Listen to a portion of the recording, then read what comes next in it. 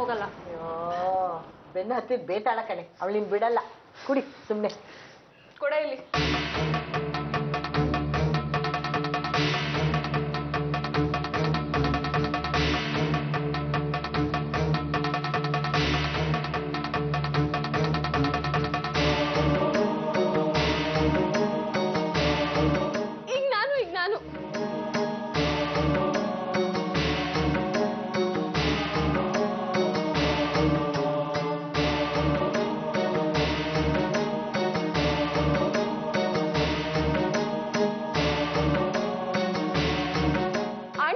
No cheating.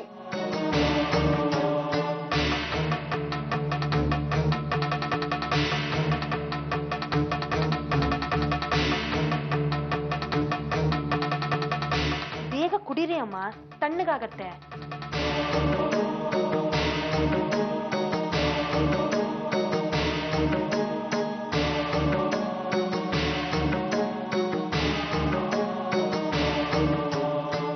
ಅತ್ತೆ ಅದು ನನಗೆ ಸ್ಟ್ರೇಟ್ ಆಗಿದೆ, ನಾನು ಹೊಡಿತೀನಿ, ಬಿಟ್ಬಿಡಿ ಅತ್ತೆ. ಅದೆಲ್ಲ ನಡೆಯಲ್ಲ ಆಟದಲ್ಲಿ. ಎಂತ ಪ್ಲೀಸು ಇರೋ.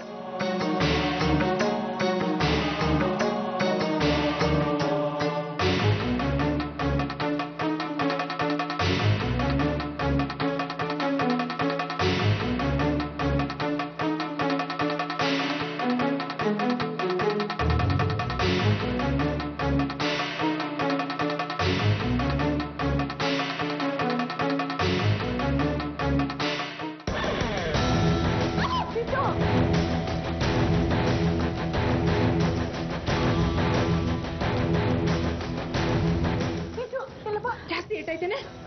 ಕೆಂಪಗಾಗ್ಬಿಟ್ಟಿದೆ ನೋಡು. ಇಲ್ಲ, ಸ್ವಲ್ಪ ನೋಡ್ತಾ ಇದೆ.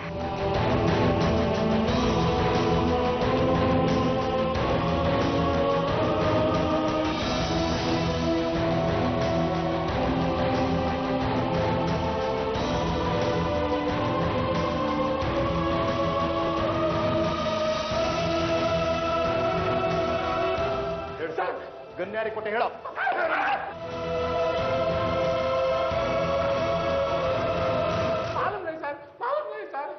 ಗೊತ್ತಿಲ್ವಾ ನಿನಗೆ? ಸುಳ್ಳು ಬಗ್ಳುತ್ತೀಯ. ಹೇಳೋ. ಗನ್ಯಾರಿ ಕೊಟ್ಟೆ ಹೇಳೋ. ಹೇಳೋ. ಸರ್ ಹೇಳ್ತೀನಿ ಸರ್, ಹೇಳ್ತೀನಿ ಸರ್. ನಿಮ್ಗೆ ಬಾನು ಅನ್ನೋ ಲೇಡಿ ಗೊತ್ತಾ ಸರ್?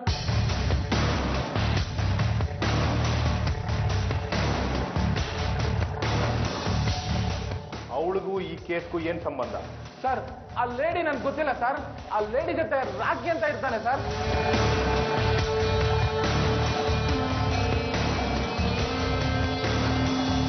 ಹಾಗಾದ್ರೆ ಬಾನುಗೂ ನಿನಗೂ ಟಚ್ ಇಲ್ಲ? ಸರ್ ನಮ್ದು ಜೊತೆ ವ್ಯವಹಾರ ಮಾತಾಡಿದ್ದು ಆ ರಾಕಿ ಸರ್. ಅಂದ್ರೆ ಸರ್ ಆ ರಾಕಿ ಪೈಸಾ ಕೊಡ್ತೀನಿ ಅಂದ ಸರ್, ಅದಕ್ಕೆ ನಾನು ಗನ್ ತಂದ್ಕೊಟ್ಟೆ ಸರ್.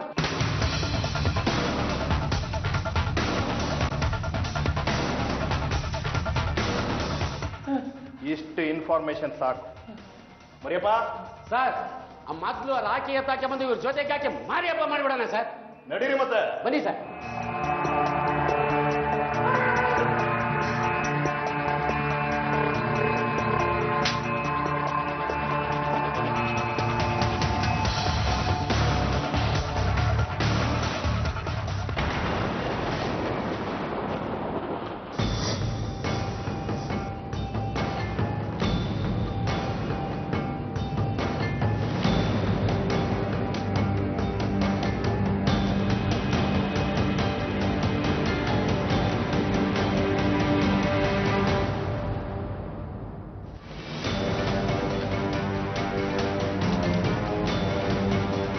ಅದೃಷ್ಟ ಅವಳ ಜೀವನ ಕಾಯ್ತಾ ಇದೆ. ಹಾಗಂತ ನೀನ್ ಕೈ ಕಟ್ಕೊಂಡು ಕೂತ್ಕೋಬೇಡ. ಅವಳ ಅದೃಷ್ಟ ದೊಡ್ಡದು, ನಮ್ ಪ್ರಯತ್ನ ದೊಡ್ಡದು, ನೋಡೇ ಬಿಡೋಣ. ರಾಕಿ ಹೇಳಮ್ಮ. ದಿನದಲ್ಲಿ ಯಾವುದೋ ಒಂದು ಕ್ಷಣದಲ್ಲಿ ಅದೃಷ್ಟ ಅನ್ನೋದು ಮನುಷ್ಯನ್ಗೆ ಕನೆಕ್ಟ್ ಆಗುತ್ತೆ. ಮಿಕ್ಕಿದೆಲ್ಲ ಕ್ಷಣಗಳು ಅವನ ಜೀವನದಲ್ಲಿ ಬಲಹೀನ ಕ್ಷಣಗಳೇ ಆಗಿರುತ್ತೆ. 1 ಸಲ 2 ಸಲ 3 ಸಲ ಬಚಾವಾಗ್ಬೋದು.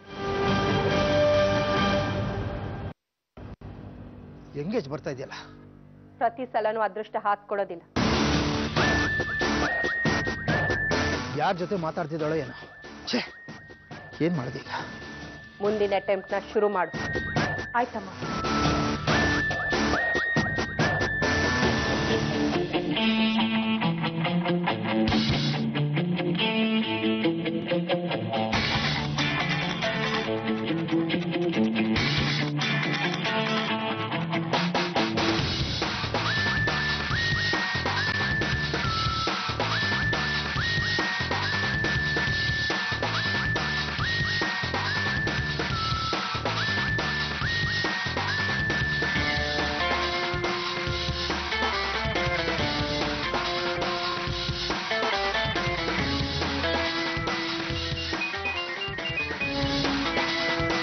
ಹಲೋ ಅಕ್ಕ, ಏನಕ್ಕ ಮಾಡ್ತಾ ಇದ್ಯಾ? ಯಾರ ಹತ್ರ ಮಾತಾಡ್ತಿದ್ದೆ?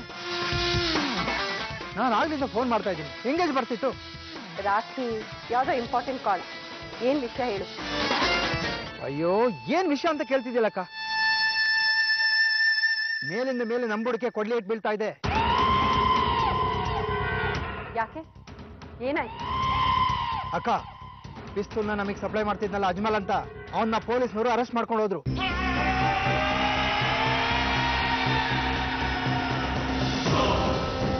ಅಲ್ವೋ, ಆ ಮಲ್ಲೇಶ ಪೊಲೀಸ್ ಅವ್ರನ್ನ ಡೈವರ್ಟ್ ಮಾಡಿದ್ನಲ್ಲ, ಮತ್ತೇನಾಯ್ತು? ಏನಾಯ್ತೋ ಯಾರಿಗ್ ಗೊತ್ತಕ್ಕ. ಈಗ ಮಲ್ಲೇಶನ್ನು ಪೊಲೀಸ್ನವರು ಅರೆಸ್ಟ್ ಮಾಡಿದ್ದಾರೆ.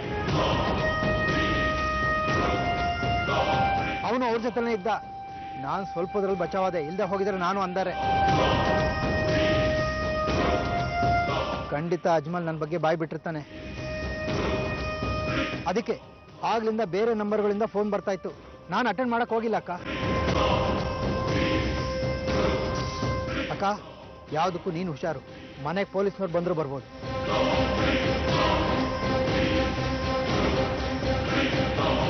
ನೋಡು ರಾಕಿ, ನೀನೇನು ಗಾಬರಿ ಆಗ್ಬೇಡ. ಅವ್ರು ಇಲ್ಲಿಗೆ ಬಂದ್ರೆ ಹೇಗೆ ಮ್ಯಾನೇಜ್ ಮಾಡಬೇಕು ಅಂತ ನನಗೆ ಗೊತ್ತಿದೆ. ಮೊದಲು ನಿನ್ನ ಸಿಮ್ ಕಾರ್ಡ್ನ ನಾಶ ಮಾಡು. ಮೊಬೈಲ್ನ ಎಲ್ಲಾದರೂ ಬಿಸಾಕು. ಬೇರೆ ನಂಬರಿಂದ ಕಾಂಟ್ಯಾಕ್ಟ್ ಮಾಡು. ಇಲ್ಲಿ ನಾನು ನೋಡ್ಕೋತೀನಿ. ಸರಿ ಅಕ್ಕ.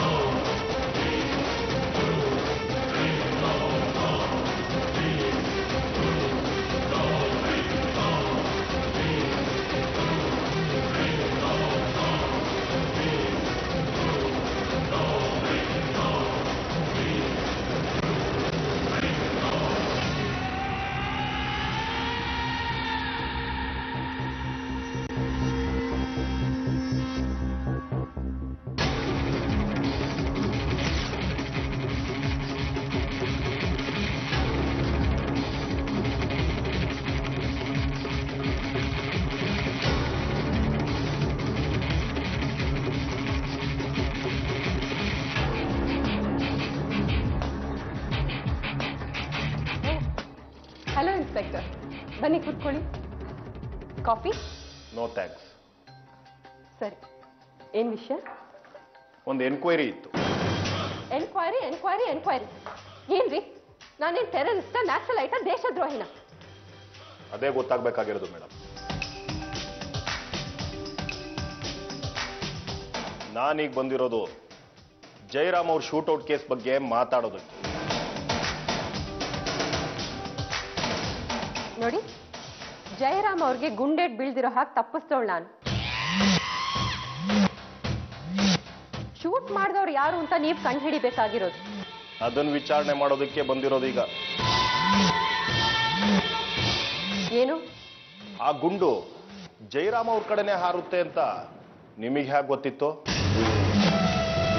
ನೀವೇ ಯಾಕೆ ಅದನ್ನೆಲ್ಲ ಪ್ರೀ ಪ್ಲಾನ್ ಮಾಡಿರಬಾರ್ದು? What you mean? ನನ್ನನ್ನು ಏನು ಅನ್ಕೊಂಡ್ಬಿಟ್ಟಿದ್ದೀರಾ ನೀವು? ಸಮಾಧಾನ ಮಾಡ್ಕೊಳ್ಳಿ. ಚೆಂಡು ನಿಮ್ಮ ಅಂಗಳಕ್ಕೆ ಬರ್ತಾ ಇದೆ. ಆ ಶೂಟ್ಔಟ್ಗೆ ಗನ್ ಸಪ್ಲೈ ಮಾಡಿದ್ದು ಅಜ್ಮಲ್ ಅನ್ನೋ ಒಬ್ಬ ಸ್ಮಗ್ಲರ್. ಅದಕ್ಕೆ ನಾನೇನ್ ಮಾಡ್ಬೇಕು? ಮೊದಲು ವಿವರವಾಗಿ ಹೇಳೋವರೆಗೂ ಸ್ವಲ್ಪ ಸಮಾಧಾನವಾಗಿರಿ.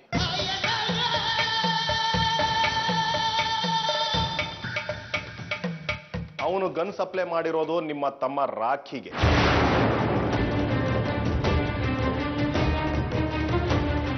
ಈಗ ಗೊತ್ತಾಯ್ತಾ ಶೂಟ್ಔಟ್ಗೂ ನಿಮ್ಗೂ ಏನ್ ಸಂಬಂಧ ಇದೆ ಅಂತ?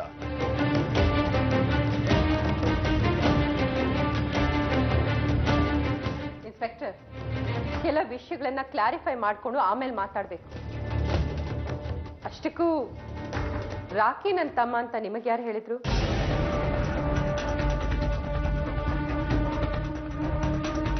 ನಾನ್ ನಿಮ್ಮನ್ನ ಅಣ್ಣ ಅಂತ ಕರಿತೀನಿ, ನಾವು ಒಡ ಹುಟ್ಟಿದವರಾಗ್ಬಿಡ್ತೀವ?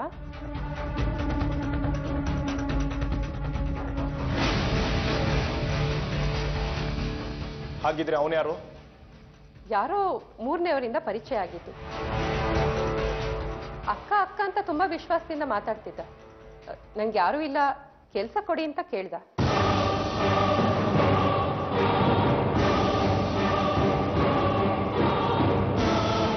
ಅವನ ಸ್ಥಿತಿ ನೋಡಿ ಅಯ್ಯೋ ಪಾಪ ಅನ್ಸ್ತು. ಕಾರ್ ಡ್ರೈವ್ ಮಾಡೋದಕ್ಕೆ, ಮನೆಗೆ ಬೇಕಾದ ರೇಷನ್ ತರಕಾರಿ ಎಲ್ಲ ತರೋದಕ್ಕೆ, ಹೀಗೆ ಸಣ್ಣ ಪುಟ್ಟ ಜವಾಬ್ದಾರಿಗಳನ್ನ ಅವನಿಗೆ ವಹಿಸ್ತು.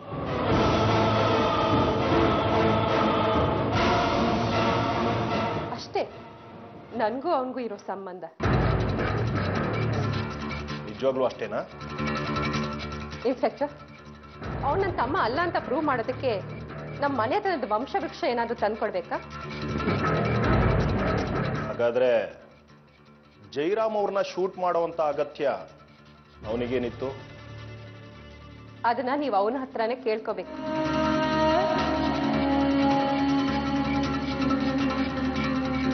ಈಗ ನೀವ್ ಹೇಳಿದನ್ನ ಕೇಳಿ ನನಗ್ ಶಾಕ್ ಆಗ್ತಿದೆ.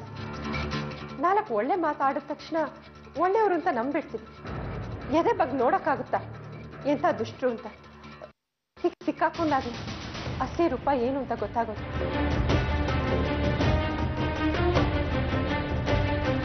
ಇವಳು ಅಷ್ಟು ಸುಲಭವಾಗಿ ಬಗ್ಗುವಂತ ಹೆಣ್ಣಲ್ಲ. ತಾಳ್ಮೆ ಕಳ್ಕೊಂಡ್ರೆ ಕೇಸು ಬೇರೆ ದಾರಿನೇ ಹಿಡಿದ್ಬಿಡುತ್ತೆ. ಬಹಳ ಹುಷಾರಾಗಿ ಹ್ಯಾಂಡಲ್ ಮಾಡಬೇಕು. ಹಾಗಾದ್ರೆ ರಾಖಿ ಕ್ರಿಮಿನಲ್ ಆಕ್ಟಿವಿಟೀಸ್ ಬಗ್ಗೆ ನಿಮಗೇನು ಗೊತ್ತಿಲ್ವಾ? ಗೊತ್ತಿದ್ದಿದ್ರೆ ನಾನೇ ನಿಮಗೆ ಕಂಪ್ಲೇಂಟ್ ಕೊಟ್ಟು ಅರೆಸ್ಟ್ ಮಾಡಿಸ್ತಿದ್ದೆ. ಸರಿ, ಅವನಿಗೆ ಫೋನ್ ಮಾಡಿ ಇಲ್ಲಿಗೆ ಬರೋದಕ್ಕೆ ಹೇಳಿ.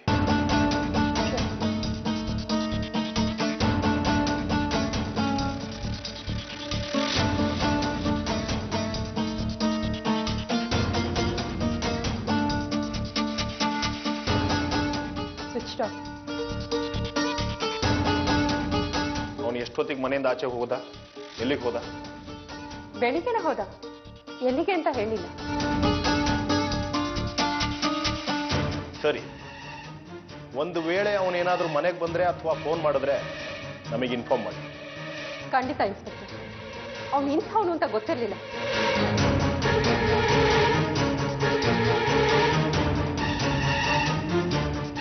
ಜೈರಾಮ್ ಅವನ ಶೂಟ್ ಮಾಡೋ ಅಗತ್ಯ ಅವನಿಗೇನಿತ್ತು? ರಾಸ್ಕಲ್. ಇಲ್ಲ ಇನ್ಸ್ಪೆಕ್ಟರ್, ನಾನು ಯಾವತ್ತೂ ಕ್ರಿಮಿನಲ್ಸ್ಗೆ ಸಪೋರ್ಟ್ ಮಾಡೋದಿಲ್ಲ. ದೇವರಂತ ಮನುಷ್ಯರು ಜಯರಾಮ್ ಅವರು. ಅಂಥವ್ರಿಗೆ ಹೀಗೆ ಮಾಡಿದಾನೆ ಅಂದ್ರೆ ಕ್ಷಮಿಸೋದಕ್ಕೆ ಸಾಧ್ಯನೇ ಇಲ್ಲ. ಸರಿ, ನಾನು ಬರ್ತೀನಿ.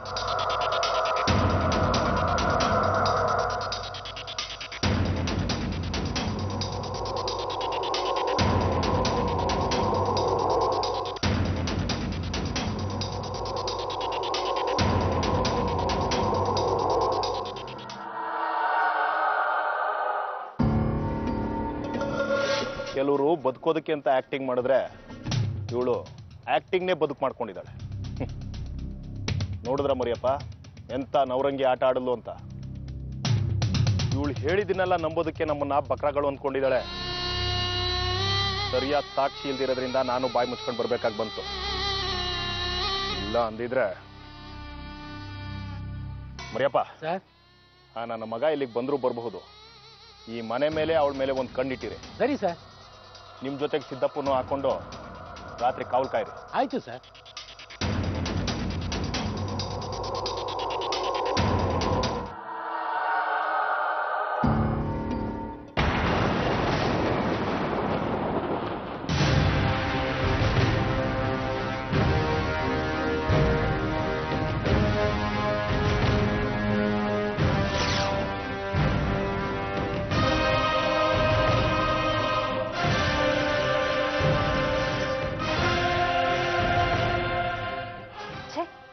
ಎಂತ ಅವಕಾಶ ಕೈ ತಪ್ಪೋಯ್ತು. ಎಲ್ಲ ಹಾಳು ಮುಚ್ಚಿಯಿಂದ ನನಗೆ ಬರ್ತಿರೋ ಕೋಪಕ್ಕೆ ಒಬ್ಬೊಬ್ಬರನ್ನ ಮುಷ್ಟಿಯಿಂದ ಗುದ್ದಿ ಸಾಯಿಸ್ಬೇಕು ಅನಿಸ್ತಿದೆ. ಇಷ್ಟು ದಿನ ಸುಮ್ಮನೆ ಇದ್ದು ನಾನು ತಾಳ್ಮೆ ಕಳ್ಕೊಂಡ್ರೆ ನನ್ನ ಶ್ರಮ ಎಲ್ಲ ನೀರಲ್ಲಿ ಹೋಮ ಮಾಡ್ದಾಗತ್ತೆ. ಇನ್ನು ಮುಂದೆ ಎಲ್ಲರೂ ಮನೇಲಿ ಇರೋವಾಗ ನಾನು ಯಾವುದೇ ಪ್ರಯತ್ನ ಮಾಡಬಾರ್ದು. ಅಂದ್ಕೊಂಡ್ ಕೆಲಸ ಕೈಗೂಡಬೇಕು ಅಂದ್ರೆ ಆ ದಿನದ ಮಟ್ಟಿಗಾದ್ರೂ ನಾನು ಇವ್ರುಗಳನ್ನ ಚದುರಿಸ್ಬೇಕು. ಇರ್ಲಿ ಈ ಸಲ ಸೋತ್ರೆ ಏನಂತೆ, ಗೆಲ್ತೀನಿ ಅನ್ನೋ ಛಲ ಇದ್ರೆ ಇವತ್ತಲ್ಲ ನಾಳೆ ಆ ಸಿತಾರಗೆ ಸಮಾಧಿ ಕಟ್ಟೇ ಕಟ್ತೀನಿ.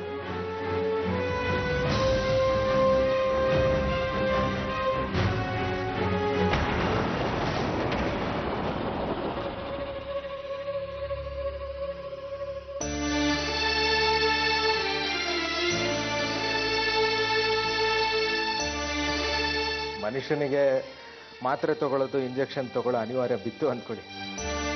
ಹೇಗೆ ನಾವು ದಿನಾಗ್ಲೂ ಊಟ ಮಾಡ್ತೀವೋ, ಮಲಗ್ತೀವೋ, ಕೆಲಸ ಮಾಡ್ತೀವೋ, ಹಾಗೇನೆ ಇದನ್ನು ನಮ್ಮ ದಿನಚರ್ಯ ಕೆಲಸದಲ್ಲಿ ಒಂದು ಭಾಗ ಅಂತ ತಿಳ್ಕೊಂಡ್ಬಿಟ್ರೆ ಅಷ್ಟು ಬೇಸರ ಕಾಡೋದಿಲ್ಲ ಸರ್. ಅದನ್ನು ನಾನು ಒಪ್ಪೋದಿಲ್ಲ ಆನಂದ್. ಮನುಷ್ಯ ಸಹಜವಾದ ಬದುಕನ್ನು ಬದುಕಬೇಕು. ಬದುಕಿಗೋಸ್ಕರ ಪ್ರಯಾಸ ಪಡೋದು, ಆರೋಗ್ಯಕ್ಕೋಸ್ಕರ ಹರಸಾಹಸ ಮಾಡೋದು, ಇದನ್ನು ನಾನು ಒಪ್ಪೋದಿಲ್ಲ. ಆರೋಗ್ಯ ಕೆಟ್ಟ ಮೇಲೆ ಮನುಷ್ಯ ಬದುಕಿರಬಾರ್ದು. ಚೆನ್ನಾಗಿರುವಾಗಲೇ ಹೋಗ್ಬಿಡ್ಬೇಕು. ಚಚೆ, ಎಂತ ಮಾತಾಡ್ತಾ ಇದ್ದೀರಾ ಸರ್?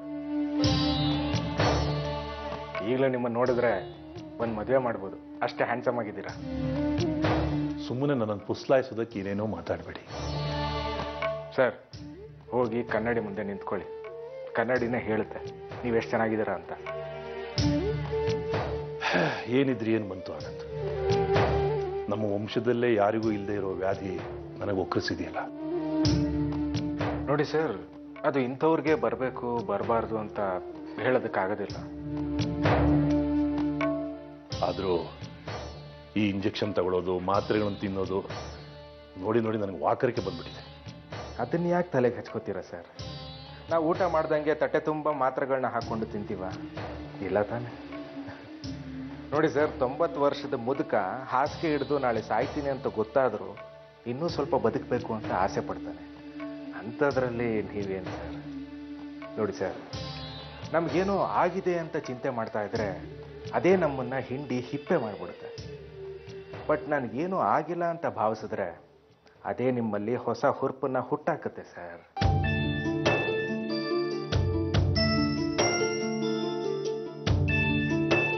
ಲವಲವಿಕೆಯಿಂದ ಇರಿ ಸರ್. ನೀವು ನಮ್ಮ ಜೊತೆ ಖುಷಿ ಖುಷಿಯಾಗಿರ್ಬೇಕು. ನಿಮ್ಮ ಮೊಮ್ಮಗನ್ನ ಎತ್ತಾಡಿಸ್ಬೇಕು. ಮೊಮ್ಮಗು ಅಂದ್ರೆ ನಿಮ್ಮ ಚಿಕ್ಕ ಮಗ ಸಂತೋಷನ್ ಮಗು, ಜೊತೆಗೆ ನಿಮ್ಮ ದೊಡ್ಡ ಮಗ ನನ್ನ ಮಗು ಕೂಡ.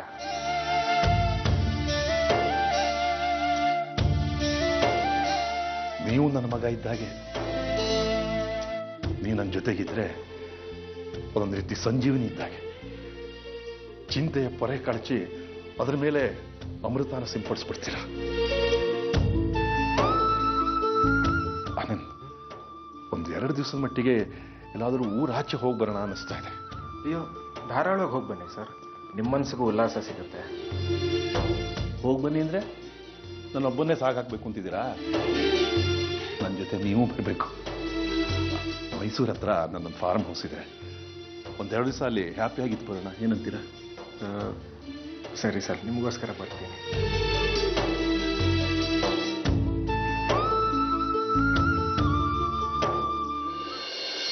ತುಂಬ ಖುಷಿ ಆಯಿತು. 1-2 ದಿನ ಅವರು ಹೊರಗಡೆ ಇದ್ದರೆ ಅವ್ರಿಗೂ ಒಂದು ಚೇಂಜ್ ಓವರ್ ಇರುತ್ತೆ. ನೀವು ಅವ್ರ ಜೊತೆ ಹೋಗ್ತಿರೋದು ನನಗಿನ್ನೂ ಧೈರ್ಯನೇ. ನೀನು ಯಾಕೆ ನಮ್ಮ ಜೊತೆ ಬರಬಾರ್ದು? ಇಲ್ಲ ಆನಂದ್, ನಾಳೆ ನಮ್ಮ ತಂದೆ ನಮ್ಮನ್ನು ಬಿಟ್ಟು ಹೋದ ದಿನ. ಅವ್ರನ್ನ ಕಳ್ಕೊಂಡು 1 ವರ್ಷ ಆಯ್ತು. ನಾಳೆ ಇಡೀ ದಿನ ಅವ್ರ ನೆನಪಿನಲ್ಲೇ ಇದ್ಬಿಡ್ತೇನೆ. ಓ ಹೌದಾ? I'm sorry. ಹಾಗಾದ್ರೆ ಸಂಗೀತ, ಜಯರಾಮ್ ಅವ್ರ ಜೊತೆ ಇನ್ನೊಂದಿನ ಮೈಸೂರಿಗೆ ಹೋದ್ರೆ ಆಯ್ತು ಬಿಡು. ನಾಳೆನೆ ನಾನು ನೀನು ಒಂದು ನದಿ ತೀರದ ಹತ್ರ ಹೋಗಿ ನಿಮ್ಮ ತಂದೆ ಕಾರ್ಯಗಳನ್ನೆಲ್ಲ ಪೂರೈಸಿ ಬರೋಣ. ಹಾಗೆ ದೇವಸ್ಥಾನಕ್ಕೆ ಹೋಗಿ ಪೂಜೆ ಮಾಡಿಸಿ ಬ್ರಾಹ್ಮಣರಿಗೆ ದಾನ ಕೊಡೋಣ. ನಂತರ ಅನಾಥಾಶ್ರಮಕ್ಕೋ ಅಥವಾ ವೃದ್ಧಾಶ್ರಮಕ್ಕೋ ಹೋಗಿ ಒಂದು ಒಳ್ಳೆ ಊಟ ಹಾಕ್ಸ್ಬಿಟ್ರೆ ನಿಮ್ಮ ತಂದೆ ಆತ್ಮಕ್ಕೂ ಶಾಂತಿ ಸಿಕ್ತಾಗತ್ತೆ. ಅಳಿಯನು ಮಗನ ಸಮಾನ ಅಲ್ವಾ? ನಾನೇ ಮುಂದೆ ನಿಂತು ಎಲ್ಲ ಕಾರ್ಯನ ನೆರವೇರಿಸ್ತೀನಿ.